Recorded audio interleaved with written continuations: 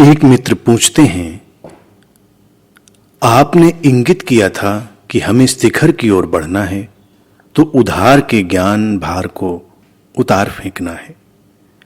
ऋषियों के चिंतन मनन से आई धारणाओं को क्या हम उधार का ज्ञान समझें?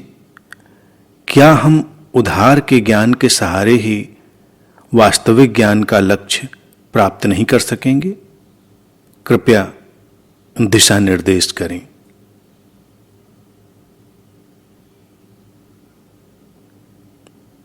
निश्चित ही शिखर की ओर अगर हमें बढ़ना है तो उधार के ज्ञान को हमें छोड़ना है। धर्म शास्त्रों के अध्ययन से, चाहे वो पुराने हों या नए, संतों के प्रवचनों से, ऋषि मुनियों के स्वानुभूत अनुभवों से प्राप्त चिंतन से बनी धारणाएं उधार ज्ञान ही है। वो धारणाएं बस धारणाएं हैं। पूछते हैं कि यदि ऐसा है तो हम वास्तविक ज्ञान किसे कहेंगे? जो तुम्हारे अनुभव से उपजता है, जो तुम्हारे भीतर से उपजता है, और थोड़ा प्रयोग करें, उसे जीवन में उतरने दें, वो वास्तविक ज्ञान बनेगा।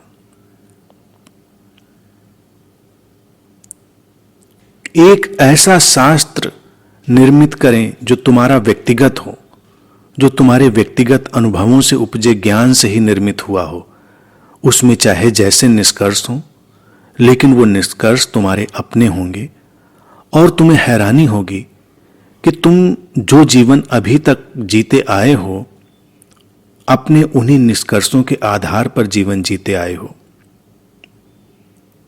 संत ऋषि मुनि कहते आए हैं कि तुम बेशर्त प्रेम करो, तुम अपने ऊपर बंधन आरोपित मत करो। लेकिन क्या ऐसा हो सका है? तुम अपने जीवन को देखो तो तुमने अपने जीवन को बंधनों के माध्यम से ही जिया है और सारी शर्तों के साथ जिया है, सशर्त जिया है। प्रेम भी किया तो शर्तों के साथ किया, क्योंकि तुम्हारा अनुभव बताता था कि अगर तुमने बेशर्त छोड़ा तो नष्ट हो जाओगे। इसीलिए तुम्हें ऐसा नहीं करना है। वो बातें अलग पड़ी रह जाती हैं जो संतों ऋषियों ने कही थी, और तुम अपना जीवन अलग से जिए चले जाते हो, क्योंकि वो बातें तुम्हारा अनुभूत ज्ञान नहीं बनती। इसीलिए ही व्यक्ति सत्य से चूकता रहा है, क्योंकि वो पुस्तकों से, प्रवचनों से संग्रहित ज्ञान के साथ अपने जीवन का तारतम्य नहीं बिठा पाता। और जो ज्ञान वो इकट्ठा कर लेता है, संग्रहित कर लेता है, उसे अपना ज्ञान समझने लगता है। यहीं पर चूक होती है। उस ज्ञान में कोई बुराई नहीं है, वो ज्ञान सुंदर है, श्रेष्ठ है। उन लोगों ने कहा है जिन लोगों ने जाना है, लेकिन हर कोई प्रवचन देने वाला जानकर ही नहीं कह रहा है। ज्यादातर प्रवचन तो अनुभवहीनता से ही उपजे हैं। वो एक टेप रिकॉर्डर की तरह से हैं। जगह जगह से इकट्ठा किए ज्ञान को केवल उड़ेल देना है। और ऐसे प्रवचन से तो तुम्हें हैरानी होगी, वो बिल्कुल असेंबली लाइन से पैदा होता है।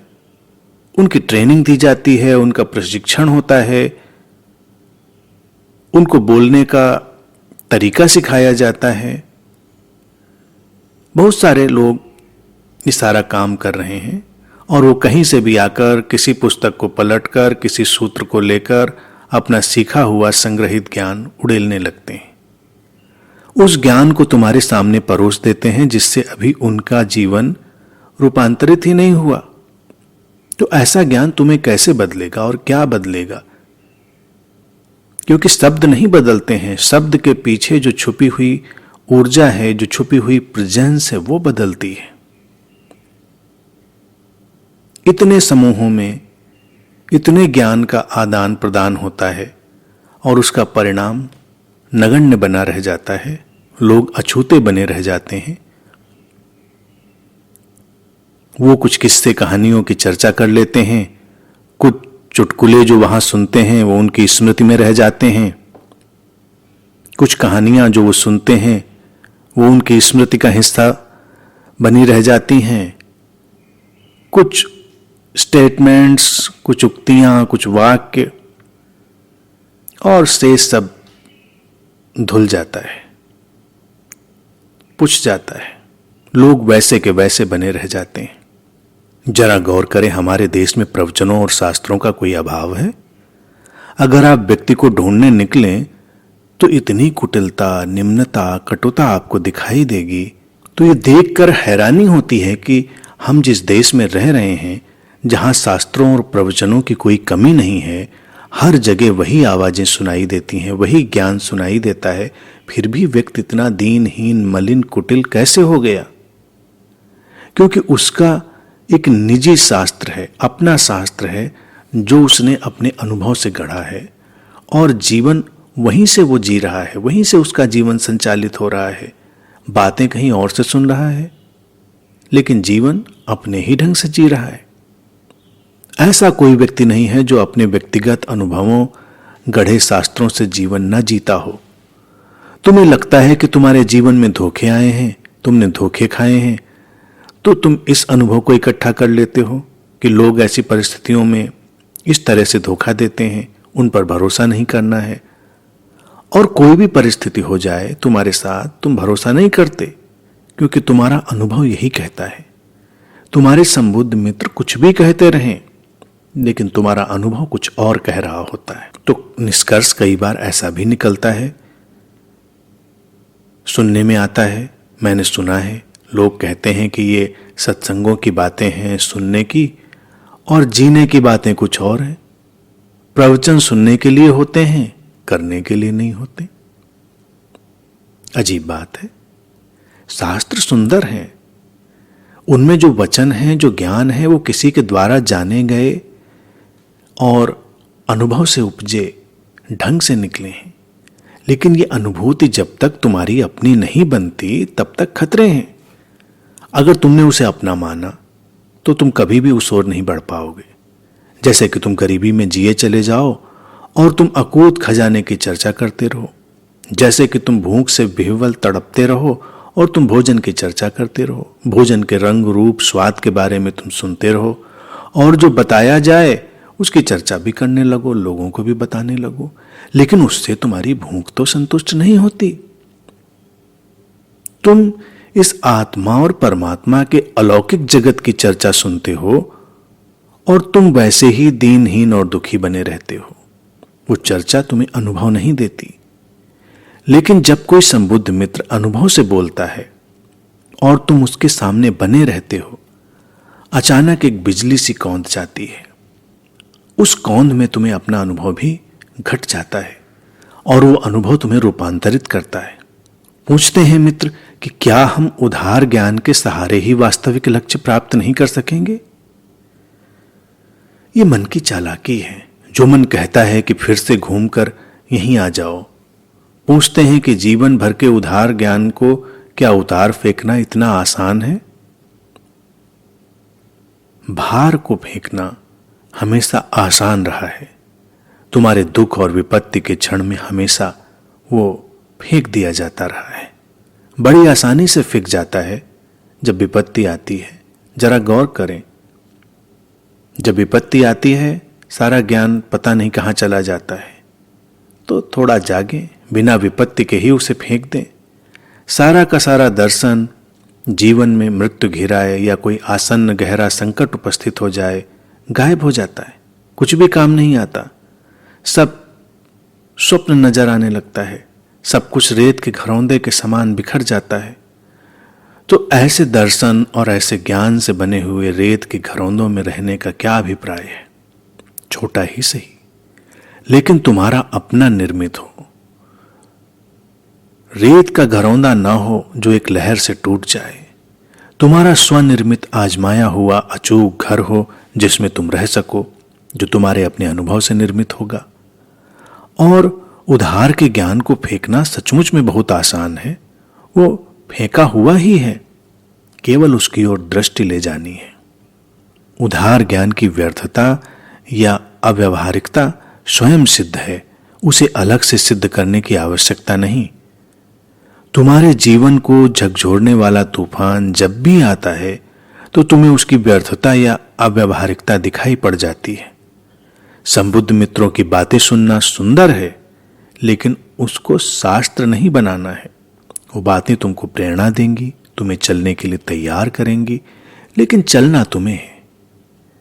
वो इशारे हैं सुदूर आकाश की ओर। तुम्हें उन संबुद्ध मित्रों की उपस्थिति में प्रकाश की झलक भी दिखाई देगी, लेकिन ये झलक तुम्हें चलने के लिए प्रेरित करने वाली होगी। तुम्हें उन इशारों को इकट्ठा नहीं कर लेना है। वो इशारे आकाश नहीं है, बातें ज्ञान नहीं है। कितनी भी व्याख्याएं कर दी जाएं, कितने भी विश्लेषण कर दिए जाएं, ये तुम्हारे अनंत पथ पर कहे हुए वचन हैं। तुम गौर करो, उन पर टीकाएं होती ही चली जाती हैं, लोग उनकी व्याख्याएं किए ही चले जाते हैं, लेकिन उससे वो बोध नहीं दिखाई पड़ता किसी के जीवन में, वो रोशनी नहीं दिखाई देती। बोध तभी घटता है जब उन बातों को तुम एक इशारे और एक अवसर की तरह से लेते हो। वो एक अवसर है जिसे तुम्हें उपलब्ध करना है। अगर तुम अपनी मूर्छा में बने रहे तो उस अवसर को चूक भी सकते हो। तुम्हें किसी रेखा को मिटाना नहीं है। हर रेखा जो खींची गई है वो अपने आप मिट रही है। तुम जिस रेखा को बड़ा समझकर खींचोगे वो खींचने के साथ ही मिट रही है। ये ऐसा पथ है जिस पर तुम चलते हो तो रेखाएं आपस में नहीं मिलती। इसलिए हर बार तुम्हें अपनी गति, ऊर्जा, समझ और सजगता के साथ इस पथ को निर्मित करना पड़ता है। तुम्हें लगता है हर बार कोई मार्ग की रूपरेखा दे दे। लोग बार बार शास्त्रों में इसीलिए तो जाते हैं क्योंकि उनको रूपरेखा चाहिए, आश्वासन। शास्त्रों में ढूंढने का प्रयास यही है, रूपरेखा को ढूंढने का, लेकिन ऐसा होता नहीं। न किसी पुराने शास्त्र को मिटाना है, न किसी नए शास्त्र को निर्मित करना है। शास्त्र के भीतर जो सार है उसको प्राप्त करने का प्रयास करना है। जो सार है वो न नया है न पुराना है। जो सार है वो व्याख्याओं और विश्लेषणों का मोहताज भी नहीं है। वो केवल एक ही मांग रखता है, वो है तुम्हारी दृष्टि की विराटता की मांग। जैसे ही तुम्हारी दृष्टि विराटता की ओर उन्मुख होती है, कहीं भी कभी भी जो कहा गया है, जो कहा जा रहा है, उसके भीतर जो बोध है, जो सार है, वो तुम्हारे लिए उपलब्ध हो जाता है। उसके द्वार तुम्हारे लिए खुल जाते हैं। उसी की आवश्यकता है। इसलिए इस यात्रा में जैसे जैसे तुम शिखर की ओर बढ़ोगे, तुम्हें निर्भर होना ही पड़ेगा।